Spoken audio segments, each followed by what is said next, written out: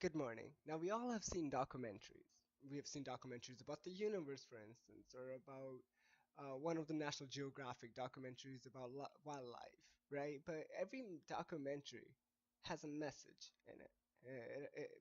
Be it about Mother Nature, be it about, you know, politics, it has some sort of a message, some sort of idea to it, an underlying cause to it. And Children Full of Life is another documentary that has a message to it. And now, before I tell you what the message is in this documentary, we need to understand what the documentary is about, who the characters are, what the elements are, and how well these elements are portrayed in this documentary. How they make this documentary really good.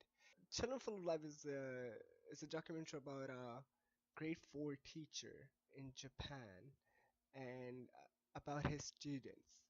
Now, teacher Mr. Kanamori not only teaches what we learn in the Western society about, math, basic mathematics and literature. He does that too. We learn it, they learn it. It's the same thing, but he does something differently. What he does is he also teaches them about moral aspects of life and about the values of trust and love and unity and compassion, and how ultimately all these things lead to living a better and a happier life. Um, Now, Mr. Kanamori does this by using many techniques throughout the course of the class over the 2 years, but he doesn't tell his students what love is. He doesn't tell his students how to live a happy life. He doesn't tell the students what compassion is or trust is. Instead, he uses techniques and activities that allow the students to understand it indirectly, right? You can't go up to a 10-year-old from a grade four and start telling him how to live a happy life. But instead, if you allow them to do certain activities like, play basketball with them like parents do, things like that, it allows them to understand what it means to be close to the other person. And Mr. Cameron does exactly that. And but what he does is he gets three students every morning to stand up and read a letter from their notebook. They're called notebook letters. It's one of the techniques Mr. Kanamori uses. And these three students would read out their letters, and these letters are the students expressing their thoughts, their genuine thoughts, nothing else, just a 10-year-old expressing his thoughts. And what this does is it allows other students to feel comfortable and express themselves in front of the rest of the class. And it kind of creates a trust between them. It creates a bond between them. And I mean, it's one of Mr. Kanamori's favorite words, bonding.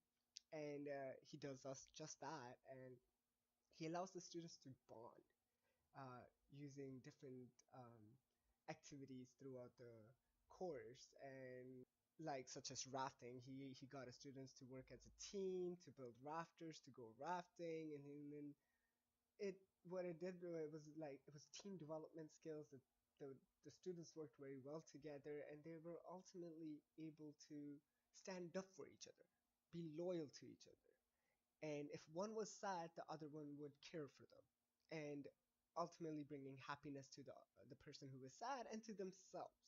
So he didn't teach them what happiness was by telling them, but instead he let them come so close together, stand so united that they were able to find happiness. And that's the key aspect of this documentary, to bond and to understand each other, to ultimately be happy. And the documentary, well, that's the key message of the documentary, but the documentary itself is very good and is worth the watch because of the fact that the elements are very well placed. It has a really strong story to it, first of all, right? I mean, anybody could watch it. The target audience is anybody, high school students, college students, or professors, teachers, or any individual of any profession anywhere around the world. And it's a message for everyone, just the message of unity. Just like John F. Kennedy's speech about, how in 1961 when he said, "Oh, it's not what American can do for you, but it's about what we can do together, you know, um, for the freedom of men."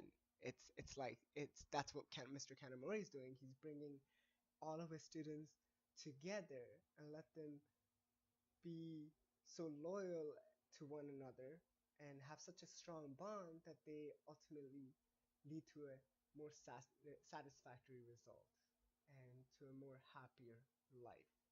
Mr. Kanamori does it so beautifully that other teachers from his own school come and sit in his class just to see how he does it. And this documentary is not just for teachers, it's for everyone. You learn so much out of it and you understand what it means to feel compassion and feel care for the other person life.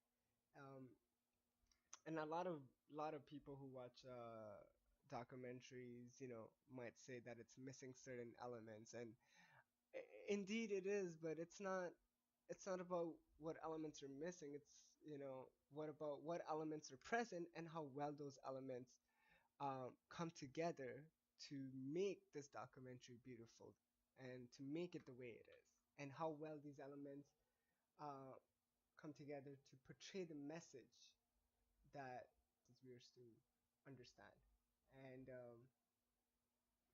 yeah, it is definitely worth the watch, and I hope every listener does watch this documentary. It doesn't matter where you are, or what stage of life you're in, or what phase of life you're in, you will definitely gain something out of it, and you will feel something more towards other people after watching this documentary. I know I have. I'm pretty sure the person um, uh, who has watched this documentary will have a clear understanding of um, what it means to be happy. And it's a documentary that will be remembered. Unlike any other documentary, this documentary is definitely the one that will be remembered, especially its message. Thank you.